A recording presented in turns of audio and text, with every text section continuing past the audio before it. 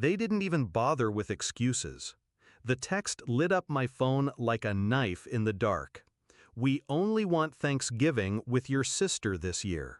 No explanation, no invitation, just dismissal. I stared at the words, my fingers tightening around the glass of wine I'd been holding. I typed one word back, enjoy.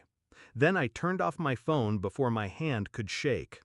That was the inciting wound, the moment I understood my parents had chosen her over me, again. It wasn't always this way. I used to be their pride. Straight A's, scholarships, a career that took me further than they ever dreamed. But my sister, she was the fragile one, the golden child by default, the one who always needed saving. I built a life they never imagined. Paris deals, international clients, enough wealth to buy freedom and silence. Yet in their eyes, I was still the second daughter, the one who didn't matter when it came to holidays, family dinners, or the hollow theater of togetherness. They celebrated her mediocrity. They punished my success with distance. And this year, with one text, they declared it openly. It wasn't just Thanksgiving. That text pulled loose a thread. I began replaying every moment, every birthday I wasn't invited to, every family gathering I was an afterthought in. Photos sent to the family chat, my sister smiling at dinners I didn't even know were happening. Excuses about keeping it small, yet somehow my chair was always the one missing. I wasn't blind. I just refused to believe my own parents could cut me out with such precision. But they had, and they thought I'd swallow it quietly. I didn't cry, I didn't beg. I planned. Revenge isn't about rage, it's about symmetry. They wanted Thanksgiving without me? Perfect. I would give them a memory so sharp it would haunt every holiday table for the rest of their lives. I booked flights, not for myself alone, but for my husband, my children, even his parents. A family, my family, the one I'd built while they ignored me. Destination, my villa in France, a 1.5 million jewel tucked into the countryside, with vineyard views and a table long enough to seat 20. I had bought it quietly years ago, with money I never flaunted. Now it would be my stage. Thanksgiving morning, while my parents carved turkey with my sister, I uncorked wine in the French sun.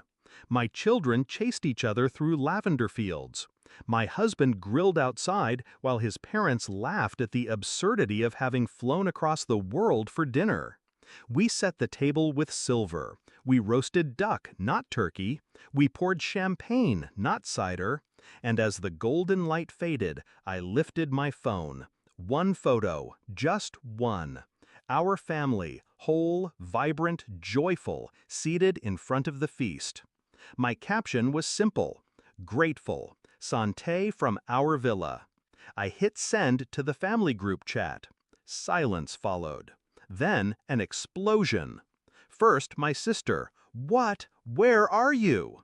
Then my mother, "You bought a villa? Why didn't you tell us? Why weren't we invited?" I let their fury pour in. I didn't reply, not yet. The next message came from my father. "You think you're better than us? Flaunting money? Family isn't about this." I almost laughed. Family. They had defined that word without me for years, and now they choked on it. Finally, I replied, "You made it clear who you wanted at your table. I only honored your wish. Enjoy." That was it. The knife slid clean. They never recovered from that dinner. Every holiday since, there's tension in the air. They can't unsee the photo. They can't forgive themselves for underestimating me. My silence at their outrage was louder than any scream could have been. I didn't need to argue. I didn't need to beg for a seat at their table. I built my own. Bigger, brighter, unshakable. And here's the truth that still tastes sweet. I didn't exile myself from them. They exiled themselves from me. So now, when they sit around their small, fractured dinners, I hope they remember the picture, the laughter, the villa they'll never step foot in. And when they whisper about betrayal, I hope they realize it wasn't mine, it was theirs.